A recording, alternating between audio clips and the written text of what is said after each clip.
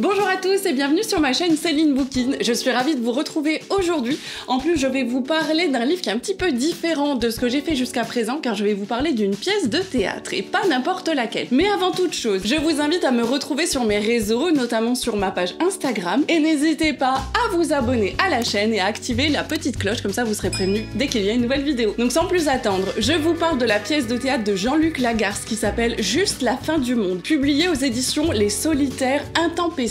Alors Juste la fin du monde, c'est l'histoire de Louis, un jeune homme de 34 ans, qui revient dans sa famille après 12 années d'absence pour leur annoncer sa mort imminente. En effet, on sait qu'il est atteint d'une maladie incurable et qu'il va mourir dans l'année. Il retrouve donc sa mère au domicile familial, également son frère Antoine, sa belle-sœur, donc Catherine, la femme d'Antoine, qu'il ne connaît pas du tout, et sa sœur Suzanne, sa plus jeune sœur, qu'il a quittée assez tôt et qui n'a pas vraiment vu grandir. On sait de Louis qu'il est écrivain et qu'il a très peu de contact avec cette famille qu'il retrouve aujourd'hui dans des circonstances particulières puisqu'il doit leur annoncer qu'il va mourir. On sent donc que ces retrouvailles s'établissent dans un climat de tension familiale, de non-dit. Et finalement, Louis ne dira pas la terrible nouvelle et il repartira sans avoir rien dit. On devine donc très vite que le cercle familial est bercé par des tensions, des violences très fortes. En fait, l'absence de Louis révèle beaucoup de colère dans chacun des personnages de l'histoire. On y voit des repas familiaux qui s'établissent le dimanche dans un lieu unique. Ce lieu, qui est le cercle familial, est un lieu de tragédie. Dans le théâtre de Jean-Luc Lagarce, vous découvrirez un style d'écriture qui est particulier. Il y a beaucoup d'hésitation, beaucoup de retours en arrière, de va-et-vient. On sent que les personnages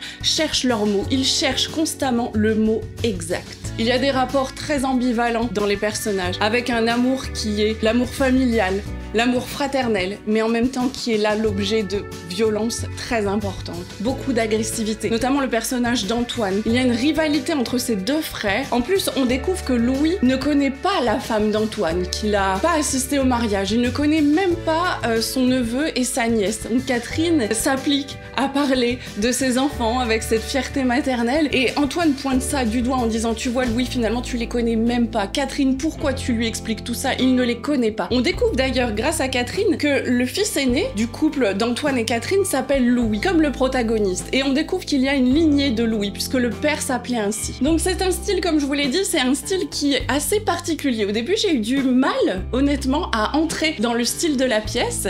On commence par un prologue, qui est donc un soliloque de Louis, et dans lequel il annonce cette terrible nouvelle, il se sait condamné, et il va retourner dans sa famille pour leur annoncer. On est au départ dans un style qui est vraiment... Moi, je me suis un peu perdue au début. J'avais du mal à comprendre vraiment ce qui se passait et où l'auteur voulait en venir. On est dans une pièce de théâtre avec vraiment très peu de personnages, un lieu unique, une temporalité qui est très courte, ça se passe vraiment sur 24 heures. Donc on est projeté comme ça dans leur vie, on est témoin de tout ce qui leur arrive, de tout ce qui se passe, de tous leurs déchirements, leurs accros. On a une mère qui, d'ailleurs dans la pièce de théâtre, qui n'a pas de prénom. Elle est appelée la mère. Une mère qui a des instants de nostalgie qui sont touchants puisqu'elle parle de l'ambiance qu'il y avait à la maison quand ses enfants étaient là, et puis elle dit à un moment, c'est très fort, elle dit mais en fait on sait pas quand ça s'arrête, on sait pas quand ça prend fin, on sent qu'elle a ce sentiment du nid vide, de ses enfants qui sont partis, et elle leur reproche aussi de plus avoir de contact. Elle se dit mais qu'est-ce qu'ils ont fait, mais comment vous vivez en fait, je comprends pas. Elle est assez touchante cette mère, et elle dit des choses, elle dit beaucoup de choses à Louis. Cette pauvre mère qui finalement ne sait pas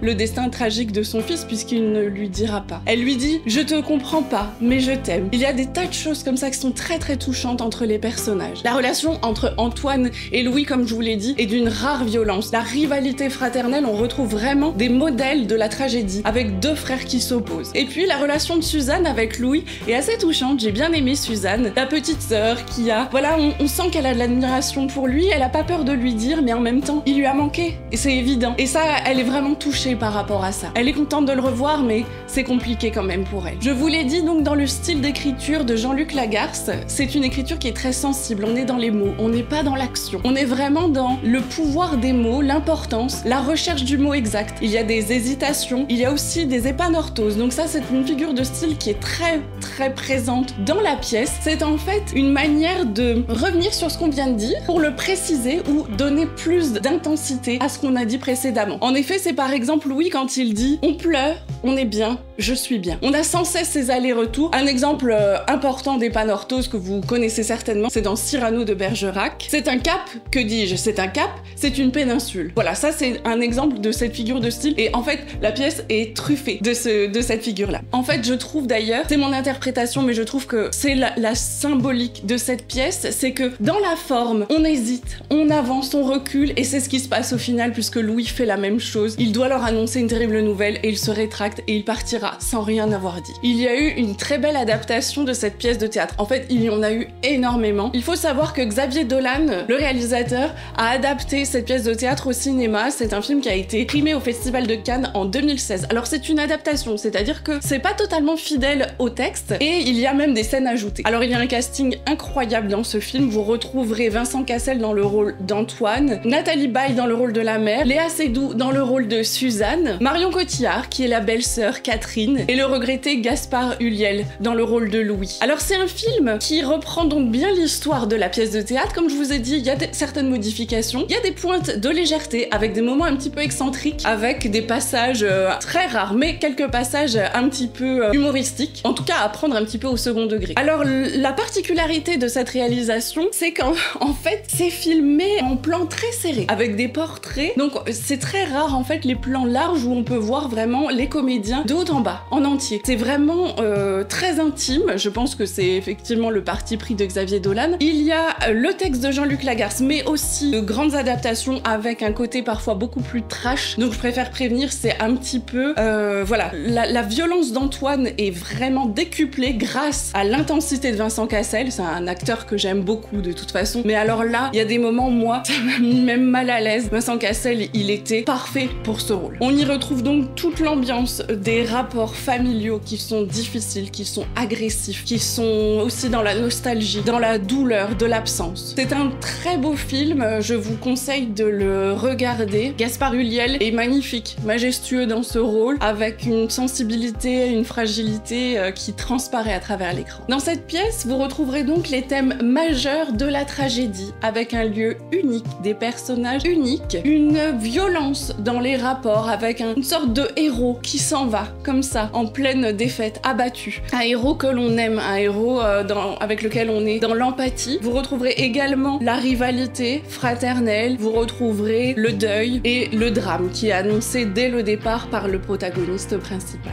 Juste quelques mots sur l'auteur Jean-Luc Lagarce, qui est en fait un auteur et dramaturge qui est né en 1957 et mort en 1995. Il y a à la fin de cette édition toute une partie en fait de son journal, de sa manière d'écrire, de comment il a écrit, comment il a avancé. Il explique même aussi le choix du titre de cette pièce de théâtre. C'est vraiment touchant, j'étais contente de voir ça à la fin. J'ai trouvé ça assez intime aussi, comme l'écriture globale de la pièce de théâtre. Et puis ça m'a fait du bien de découvrir un petit peu l'auteur de cette manière-là. C'est un auteur qui est mort jeune, qui est mort du sida. Il l'explique d'ailleurs dans ce petit journal, cette petite brève comme ça sur sa vie. Et en fait, il le dit, voilà, je suis séropositif et la fin arrive. On devine, en tout cas on peut imaginer qu'il y a une dimension autobiographique dans Juste la fin du monde. Enfin pour finir, je vous conseille, alors ça c'est un petit tuyau que je vous donne avec plaisir, je vous conseille de regarder l'adaptation, je vous l'ai dit précédemment, il a été énormément adapté, mais il y a une adaptation qui est vraiment très très chouette qui a été faite par la Comédie Française. Ça a été tourné en 2020 en plein confinement et là vous avez vraiment les acteurs, les comédiens sur scène qui vont